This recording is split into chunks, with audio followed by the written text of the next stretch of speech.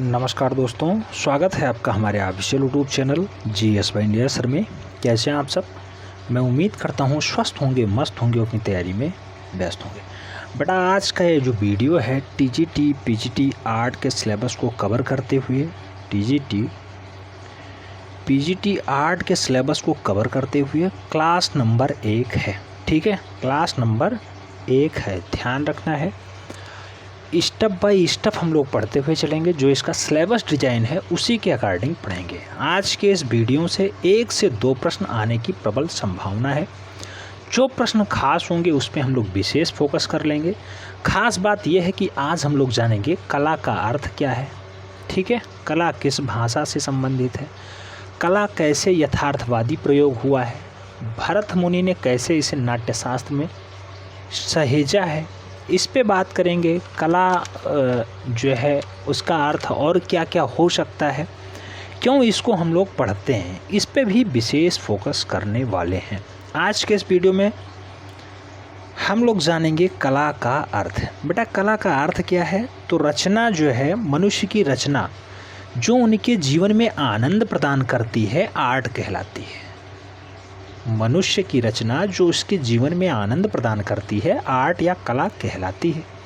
यही है कला का अर्थ, ये समुचित परिभाषा है कला का। भारतीय कला दर्शन है, भारतीय कला दर्शन है। कई बार पूछा गया है भारतीय कला कैसा है? दर्शन है। शास्त्रों के अध्याय से पता चलता है कि कला शब्द का प्रयोग ऋग्वेद में हुआ है। बेटा, ये लाइन बहुत ही महत्वपूर्ण है। शास्त्रों के अध्ययन से पता चलता है कि कला शब्द का प्रयोग जो है ऋग्वेद में बहुत अच्छे से हुआ है। ये जो क्लास चल रही है, इस क्लास की class notes WhatsApp paid group में मिल जाएगा। जो लोग पेड ग्रुप से जुड़ चुके हैं उन्हें इनका बेनिफिट तुरंत मिल जाने वाला है। ठीक है, आगे स्टेप में हम लोग देखते हैं कि कला शब्द का यथार्थवादी प्रयोग जो है, ये भरत मुनि ने अपनी किस रचना? नाट्यशास्त्र में। बहुत बार पूछा गया है, नाट्यशास्त्र की रचना की है भरत मुनि ने। यह प्रथम शताब्दी में किया था। तो कला शब्द का यथार्थवादी प्रयोग प्रथम शताब्दी में भरत मुनि ने नाट्यशास्त्र में किया। अगला स्टेप कहलाता है कि भारतीय चित्रकला का उद्गम भी प्रागैतिहासिक काल से ही माना जाता है। आप सब जानते होंगे, मैंने जब सिलेबस डिस्कस किया था तो उसमें सबसे पहले यही बताया था, भारत के प्रागैतिहासिक कला केंद्र, जिसमें 4-5 पढ़ने हैं। होशंगाबाद हो, मिर्ज़ापुर हो, भीमबेटका हो, रायगढ़ हो, बांदा हो, पंचमढ़ी हो, इनसे क्वेश्चंस बनते हैं। तो प्रागैतिहासिक काल से कुल मिला के 4 से 5 प्रश्न बनते हैं। इन्हें हम लोग ढंग से देखने का प्रयास करेंगे। आज कुछ टेक्निकल इशू चल रहा था जिस कारण ऐसा हो पाया है कि दोनों फ़ोन स्विच ऑफ करने पड़े हैं। अभी लेटेस्ट में एडमिशन बहुत बम्पर हो रहा है, बहुत तगड़ी इंक्वायरी भी चल रही है। जो लोग पेड ग्रुप में जुड़ चुके हैं उन्हें लगता है कि अब बहुत ज़्यादा हो गया, और जो लोग नहीं जुड़ पाए हैं उन्हें लगता है अभी कुछ भी नहीं हुआ है। मैं आप सबके प्यार के लिए पुनः हाथ जोड़ के नमन करता हूँ, वंदन करता हूँ। आप लोगों ने इतना सहयोग दिया, आप लोगों ने इतना प्यार और दुलार दिया। ऐसे ही प्यार बरकरार रखें। निश्चित रूप से आपका सफलता ही हमारा मुख्य उद्देश्य है। ठीक है, तो आप सफल होंगे तभी हम भी सफल होंगे। ठीक है, तो ये ध्यान रखना है। क्लास बहुत महत्वपूर्ण है, इसलिए आज क्लास नहीं मिस करना पड़ा। 2 तारीख से क्लास स्टार्ट होने वाली थी, टेक्निकल इशू आ गया था इसलिए 2 तारीख से नहीं हो पाई। फिलहाल आज 4 तारीख से क्लास स्टार्ट हो रही है। परेशान नहीं होना है। स्टेप बाय स्टेप हम लोग 3 महीने में पूरा का पूरा सिलेबस कंप्लीट पढ़ लेंगे, साथ ही साथ इसकी प्रैक्टिस भी कर लेंगे। मैं चाहता हूँ जो प्रैक्टिस सेशन होता है 20 प्रश्नों का, उसका दायरा लोग कह रहे हैं बढ़ा दिया जाए, लेकिन मैं नहीं बढ़ाऊँगा। 20 ही प्रश्न होंगे। 3 महीने हैं, 3 महीने मतलब 30 तिहाई 90 दिन, तो 9 दूनी 1800 प्रश्न आपके सीधे सीधे तैयार हो जाते हैं। उन्हें 1 लाइनर बेस आप लोग कंप्लीट कर लीजिएगा। जो ये 20 प्रश्नों की प्रैक्टिस है, मैं सोचता हूँ इसे मॉर्निंग में कर दिया जाए। 10 से 15 मिनट में ये 20 प्रश्न हो जाते हैं। तो इनको आप देख के आराम से गुनगुना सकते हैं और आराम से इसे याद भी कर सकते हैं। पेन पेपर उठा के नोट डाउन भी कर लेंगे तो बहुत अच्छा है। अगर 1800 प्रश्न आपको याद हो जाते हैं, निश्चित रूप से आप जो है एक मजबूत पेड़ की तरह खड़े हो जाएंगे कि हाँ, अब हमें पता हो गया है क्या होता है TGT, कहाँ से पूछता है TGT आर्ट। ठीक है, और बहुत जल्द आपके बीच TGT आर्ट में इंटरव्यू भी मैं करवाने वाला हूँ। आपसे साक्षात्कार कराऊंगा जिनका फाइनली सिलेक्शन हुआ है। देखते हैं इस स्टेप पे हम लोग कि भारतीय चित्रकला का उद्गम भी प्रागैतिहासिक काल से ही माना जाता है। समय के साथ साथ ज्यों-ज्यों मानव ने अपने विकास को आगे बढ़ाया, भारत में भी यह कला अपने उत्कर्ष को प्राप्त करती गई। वस्तुतः भारतीय चित्रकला की प्रधानता को अनेक विद्वानों ने स्वीकार किया है तथा विश्व में उनकी एक विशिष्ट पहचान भी है। तो भारतीय चित्रकला को क्यों ना देखा जाए, जब ये विश्व लेवल पे है, प्रागैतिहासिक काल से ही माना जाता है कि ऐसा रहा है, तो ये बिल्कुल चरमोत्कर्ष पे पहुंची भी है और भारतीय कला का उद्गम भी प्रागैतिहासिक काल से ही हुआ है। ठीक है। कला किस भाषा का शब्द है, कई बार पूछा गया है। तो कला बेटा संस्कृत भाषा से संबंधित शब्द है, संस्कृत भाषा से संबंधित शब्द है। इसकी व्युत्पत्ति कल धातु से हुई है। कल धातु से मानी जाती है, जिसका अर्थ होता है प्रेरित करना। कल मतलब होता है प्रेरित करना। ठीक है, कल धातु मतलब प्रेरित करना, तो कला मतलब हो गया प्रेरित करना। ठीक है, तो कला किस भाषा का शब्द है, संस्कृत भाषा का शब्द है। पूछा गया है भरत मुनि ने कौन सी रचना की, नाट्यशास्त्र लिखा। भारतीय कला क्या है, दर्शन है। ठीक है, भारतीय कला में कला शब्द का प्रयोग सबसे पहले कहाँ हुआ, ऋग्वेद में हुआ। ठीक है, तो इन्हें एकदम रिकॉल करते हुए आगे चलना है। आगे हम लोग देखते हैं कला का अर्थ है बेटा, कला का अर्थ है सुंदर, मधुर, कोमल और सुख देने वाला एवं शिल्प, हुनर अथवा कौशल कला का अर्थ है। ये सारे कला के अर्थ ही कहलाते हैं, चाहे वो सुंदर हो, मधुर हो, कोमल हो, सुख देने वाला हो, शिल्प हो, हुनर हो, कौशल हो, ये सारे कला के ही अर्थ हैं। कला के संबंध में पाश्चात्य दृष्टिकोण भी कुछ इस प्रकार ही हैं। जैसे अंग्रेजी भाषा में कला को आर्ट कहा जाता है, अंग्रेजी भाषा में कला को आर्ट कहा जाता है। फ्रेंच में आर्ट और लैटिन में आर्टम कहा जाता है। लैटिन भाषा में क्या कहा जाता है, आर्टम। कई बार क्वेश्चंस पूछा गया है, अंग्रेजी भाषा में आर्ट, फ्रेंच में आर्ट, लैटिन में आर्टम। और आर्ट्स से कला को व्यक्त किया गया है। इसके अर्थ वही हैं जो संस्कृत भाषा के मूल धातु अर के हैं। बेटा अर से भी वही निकला जो यहाँ से निकला है। अर मतलब भी समझ लो प्रेरित करना ही है, क्योंकि कल धातु मतलब होता है प्रेरित करना। तो संस्कृत भाषा का शब्द कला है, उसका जो प्रयोग है मूल रूप से प्रेरित करना ही है। कल धातु से बना माना जाता है, इसकी व्युत्पत्ति भी कल धातु से ही हुई है। अर का अर्थ होता है, तो अर का अर्थ होता है बनाना, पैदा करना या रचना करना। हमने क्या कहा था, प्रेरित करना। ठीक है, तो बनाना, पैदा करना, रचना करना या प्रेरित करना होता है। यह शारीरिक या मानसिक कौशल आर्ट माना गया है। और अगर शारीरिक रूप से कुछ काम करते हैं वो भी आर्ट है, मानसिक रूप से आप कुछ काम करते हैं वो भी आर्ट के ही रूप में माना जाता है। तो समझ में आ रहा है, हमें लगता है कि जो जो इम्पोर्टेंट पॉइंट्स हैं वो लोग आप नोट डाउन कर रहे होंगे। ठीक है, अब कला के प्रकार की अगर हम लोग बात करें तो कला के विभिन्न प्रकार हैं। जैसे कला कई प्रकार के होते हैं और इनके प्रकारों की परिगणना भिन्न भिन्न रीतियों से होती है। जैसे मोटे तौर पे जिस वस्तु, रूप अथवा तत्व का निर्माण किया जाता है उसकी रचना के नाम पे कला का प्रयोग भी हो जाता है। कला कहलाती भी उसी के आधार पे है, जैसे वस्तु कला या स्थापत्य कला।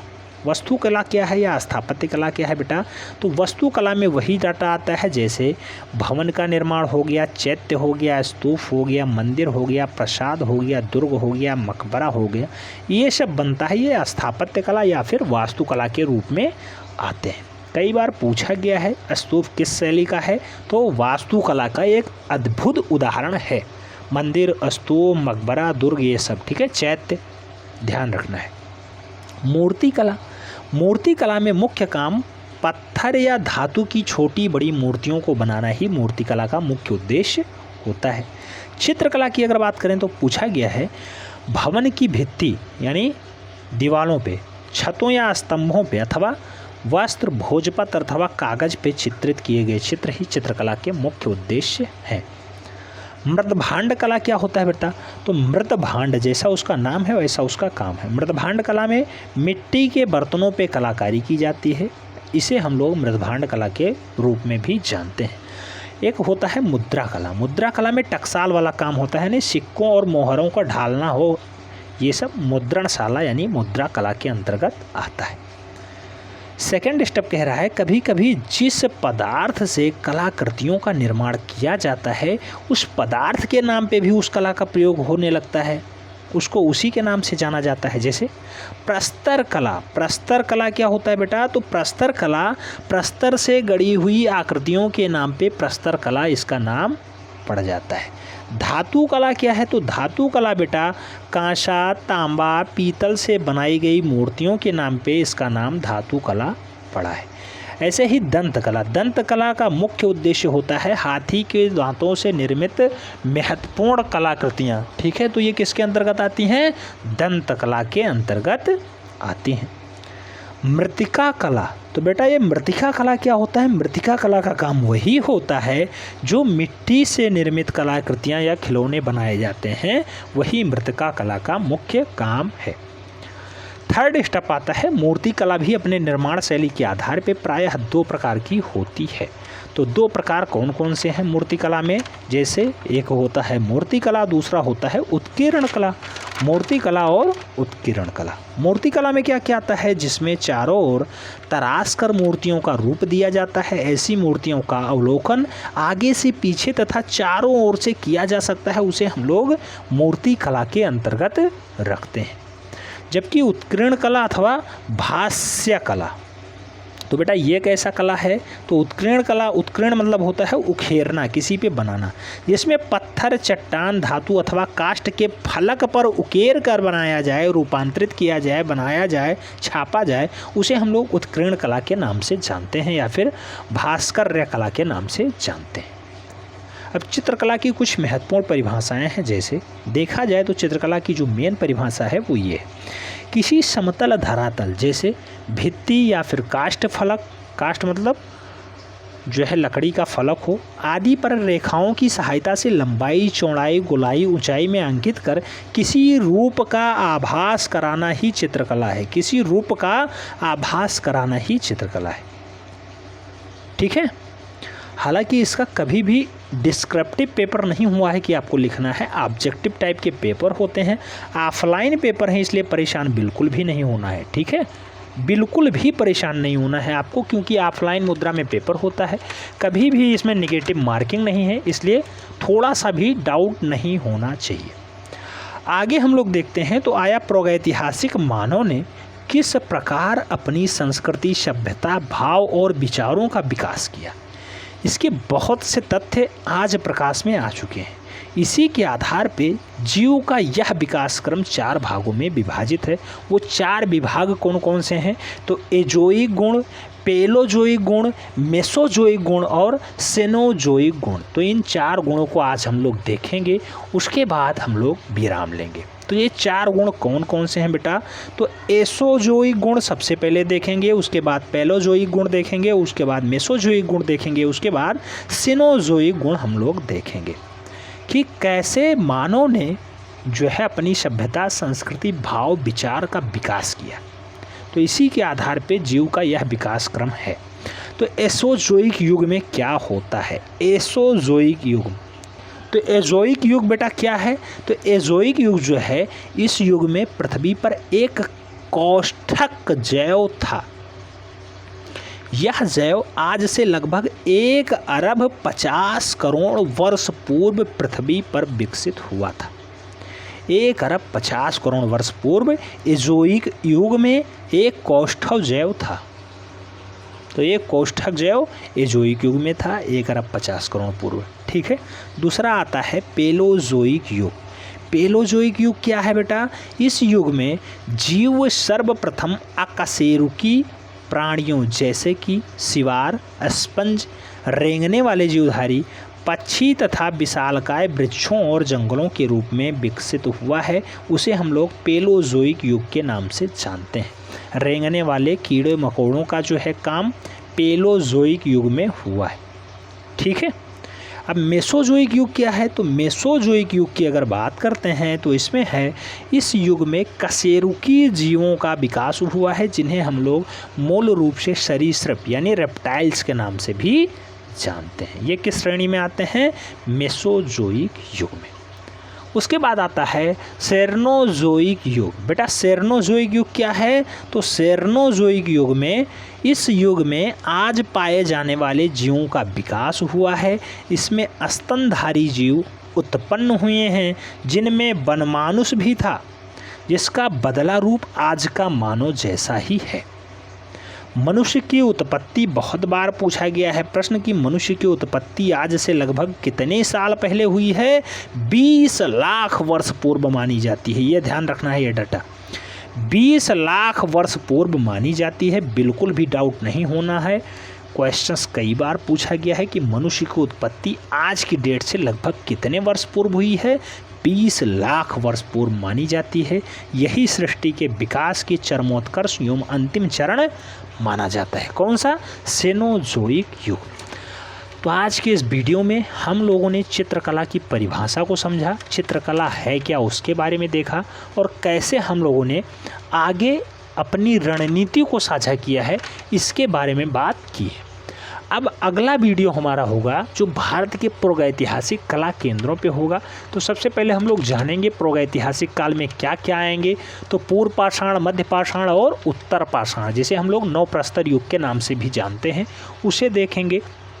7000 वर्षों का इतिहास उत्तर पाषाण काल में हमें देखना है और मध्य पाषाण काल में लगभग 15,000 वर्षों का इतिहास देखना है। जबकि पूर्व पाषाण काल में कितना देखना है बेटा? 5,000 वर्ष पूर्व का इतिहास देखना है। तो इन तीनों को हम लोग बहुत अच्छे से पढ़ेंगे। हालांकि प्रागैतिहासिक काल में ये हमें डाटा नहीं देखना है, इनके क्वेश्चंस एक आध बार बने हैं, उन्हें देख लेंगे। उसके बाद हम लोग भारत के प्रागैतिहासिक कला केंद्र पढ़ेंगे, जैसे कि होशंगाबाद, मिर्ज़ापुर, भीमबेटका, रायगढ़, बांदा, पंचमढ़ी, इनसे संबंधित क्वेश्चंस देखेंगे और क्वेश्चंस के साथ साथ इनका डिस्क्रिप्टिव डीप नॉलेज भी हम लोग लेने का प्रयास करेंगे। उम्मीद करता हूँ ये पूरा पोर्शन आपको समझ में आ गया होगा। जो लोग पेड ग्रुप का पेमेंट कर दिए हैं, परेशान बिल्कुल मैं ना हूँ। थोड़ी सी टेक्निकल टीम इस टाइम नहीं है, इसलिए थोड़ी सी असुविधा हो रही है, उसके लिए हमें खेद है, मैं माफ़ी चाहता हूँ। आप लोगों को कल से रेगुलर सारी डाटाज जो हैं राइट टाइम मिलती हुई नज़र आएंगी। एक बैच पूरा का पूरा कंप्लीट हो चुका है, 250 प्लस एडमिशन हो चुके हैं, 270 प्लस एडमिशन हो चुके हैं, यानी नए बैच का आगाज़ हो चुका है। इसके लिए आप सबको बहुत बहुत आभार। ठीक है, परेशान बिल्कुल भी ना हो। जो फीस का पेमेंट है वो 6 तारीख तक बढ़ा दिया गया है, डिस्काउंट बराबर रहेगा, क्योंकि बहुत से लोग आज भी रह गए हैं जिनको कुछ टेक्निकल इशू के चलते उनका पेंडिंग दिखा रहा है, इसलिए ऐसा हुआ है। 6 तारीख तक आपका पेमेंट बढ़ा दिया गया है। पेमेंट वही सेम रहेगा, दिक्कत नहीं है, डिस्काउंट अभी भी 30% है। उम्मीद करता हूँ आपको ये क्लास पसंद आई होगी। अगर पसंद आई है तो क्लास लाइक कर देना, वीडियो जो है फ्रेंड्स के बीच अवश्य शेयर करें, जिससे अधिक लोग लाभान्वित हो पाएँ। मिलते हैं नेक्स्ट सेगमेंट में, तब तक के लिए जय हिंद।